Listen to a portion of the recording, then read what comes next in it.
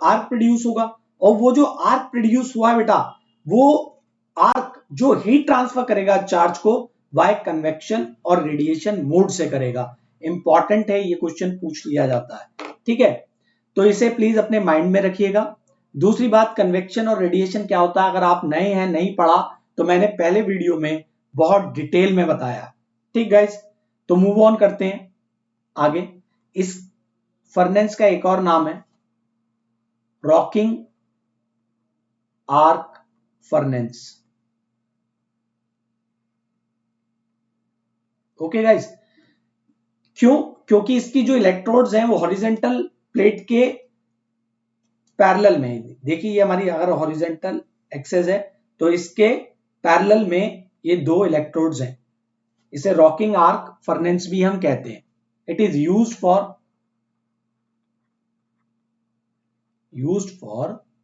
Non ferrous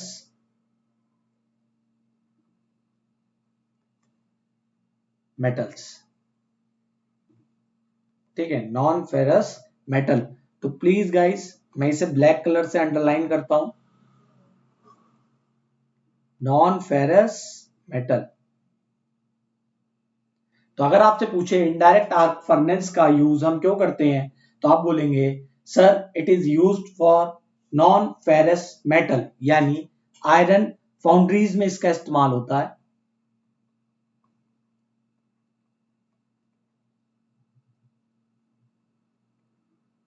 ठीक है, तो आई होप ये चीज आपको समझ में आ गई होगी।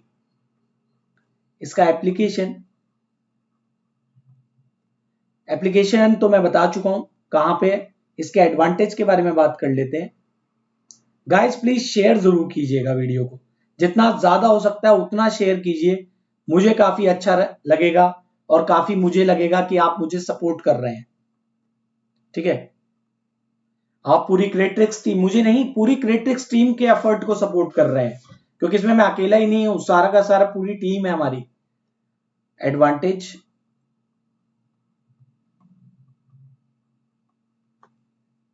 सबसे पहला क्या बेटा, lower the production cost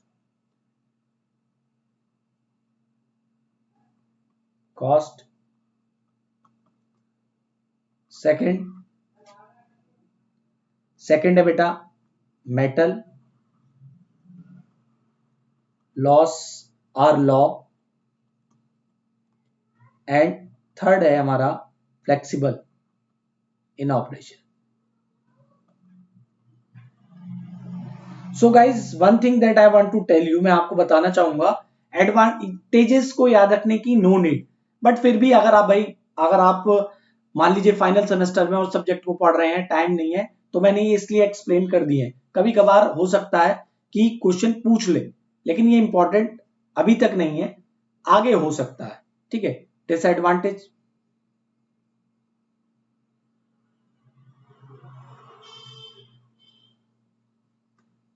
no stirring action take place. तो इसमें चार्ज में क्या नहीं हो पाता, स्टायरिंग एक्शन नहीं प्रोड्यूस हो पाता, ठीक है, ड्यू टू इलेक्ट्रोमैग्नेटिक फोर्सेज, जैसा उसके अंदर हो रहा था डायरेक्ट आर्क फर्नेस में। It is more than enough. याद रखिएगा, दो इंपॉर्टेंट पॉइंट मैंने आपके साथ शेयर करे, इन्हें जरूर याद रखना बेटा, दैट्स इट। बाकी कुछ आप याद रखो मत रखो, heat transfer by convection and radiation mode and used for non ferrous metal. Okay guys, आगे बढ़े, चलते हैं अपना आगे। देखिए बेटा, ये वाली जो है, आप देखो, दिस इज, मैंने आपको बिल्कुल पिक दिखाया है जिससे आपका कंफ्यूजन जो है वो एंड हो जाए। तो देखो बेटा, ये वाला जो है ये है डायरेक्ट आर्क हीटिंग, ये वाला क्या है, इनडायरेक्ट आर्क हीटिंग। तो आप देखिए यहां पर ये इलेक्ट्रोड्स हैं, ठीक है गाइस, और यहां पर ये चार्ज है नीचे, और देखिए यहां पर ये प्रोड्यूस हो रहा है आर्क। ओके, अब देखिए यहां पर भी यही है, ये क्या है बेटा, चार्ज, दीज आर इलेक्ट्रोड्स, ठीक है। और देखिए ये आर्क प्रोड्यूस हुआ when they close together. Okay, so I hope you will get the, मतलब आपको पता चल गया होगा क्या डायरेक्ट आर्क हीटिंग है और क्या इनडायरेक्ट आर्क हीटिंग है। तो आगे चलते हैं गाइस, नेक्स्ट है हमारा induction heating. So guys induction heating में क्या है, मैं आपको पहले ही बता चुका हूं तो कि वेरिएबल मैग्नेटिक फील्ड के अंदर अगर हम मेटल प्लेट को रखते हैं तो due to the eddy current वो उसे क्या करते हैं, हीट कर देता है मेटल को, ठीक। तो यहां पर इंपॉर्टेंट क्या है, they are two type of induction furnace. पहला क्या है आपका कोर टाइप, दूसरा क्या है कोर लेस टाइप। तो ये आपको याद रखना है, core type is used for low frequency and core less type used for high frequency. These questions were asked in exam. अब उसके बाद क्या, कोर टाइप के भी अपने सब टाइप है, क्या क्या, direct core type, vertical core type and indirect core type. तो ये जितने भी टॉपिक है बेटा मैं आपके साथ वन बाय वन डिस्कस करूंगा, ठीक। Let's move. तो बेटा ये वाला जो एग्जाम्पल है, ये वाला जो डायग्राम है, this is direct core type. Okay guys, direct core type. तो डायरेक्ट कोर टाइप में आप देखो बेटा, हम यहां पर क्या यूज कर रहे हैं, वी यूज ट्रांसफॉर्मर, ठीक है। यहां पर ये आयरन कोर है, this is our secondary side, ठीक guys, this is our secondary sides, this is our supply. Okay, अब यहां पर देखिए इंडक्शन में एक बात याद रखना बेटा, इंडक्शन के अंदर आपको सिर्फ एसी सप्लाई ही यूज करेंगे, as we know that transformer is not working on DC supply. तो यहां पर सबसे पहला इंपॉर्टेंट पॉइंट आपको अपने माइंड में याद रखना है, तो यहां जो ये जो चार्ज हीट होगा किसकी वजह, कौन सी साइड की वजह से होगा, सेकेंडरी साइड की वजह से होगा, ठीक है। तो primary and secondary sides are coupled with a weak magnetic coupling, weak magnetic coupling, magnetic coupling। Okay guys, weak magnetic coupling, यानी प्राइमरी और सेकेंडरी के बीच में जो मैग्नेटिक कपलिंग है डियर, वो क्या होगी हमारी, वीक होगी, ठीक। ओके, तो यहां पे कहने का क्या मतलब है, जब वीक कपलिंग होगी तो जो लीकेज फ्लक्स होगा, leakage flux value is high, और जब ये हाई होगा तो मेरा लीकेज रिएक्टेंस, ठीक है, as we know that this value is high, तो इंडक्टेंस, लीकेज इंडक्टेंस भी हाई होगा और अपना हमारा ये रिएक्टेंस की वैल्यू भी हाई होगी। सो to reduced or compensate this leakage reactance, we used low power supply। तो एक क्वेश्चन यहां से अराइज होगा कि डायरेक्ट कोर टाइप के अंदर किस टाइप की फ्रीक्वेंसी हम यूज करते हैं, सॉरी लो पावर सप्लाई मैंने लिख दिया यहां पर guys, I will make it clear, it is low frequency, low frequency in supply we use, so we operate this at low frequency around 10 hertz, कितना, around 10 hertz। Second point क्या है बेटा, if, एक मिनट में इसे ऊपर कर देता हूं, शायद यहां कैमरा आएगा, if secondary have no charge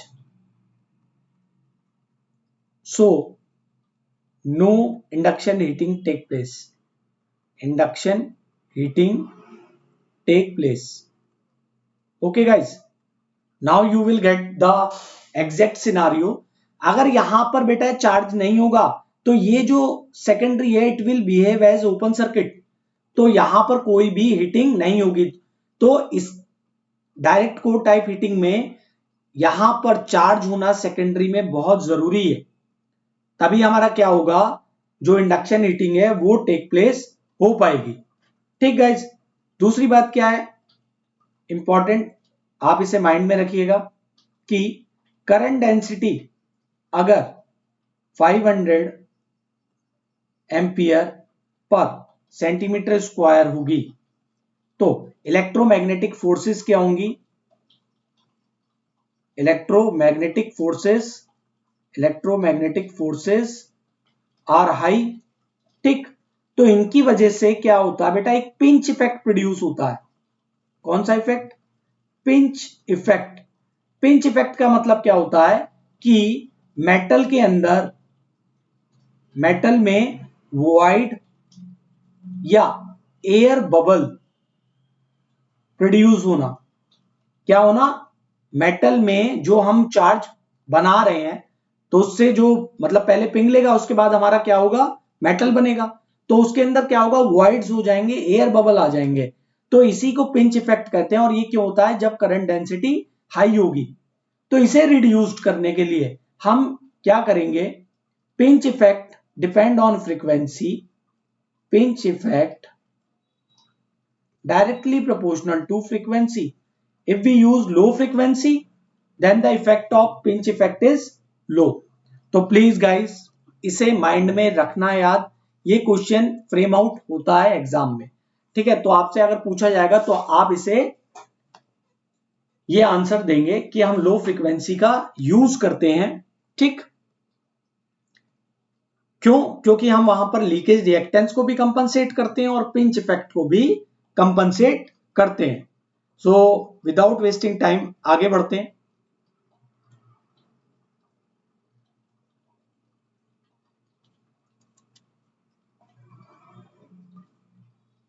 next है बेटा vertical core type.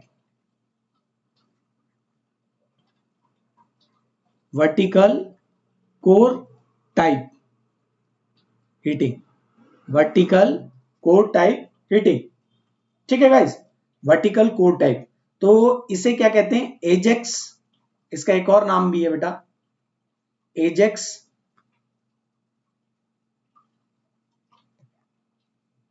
Ajax what furnace.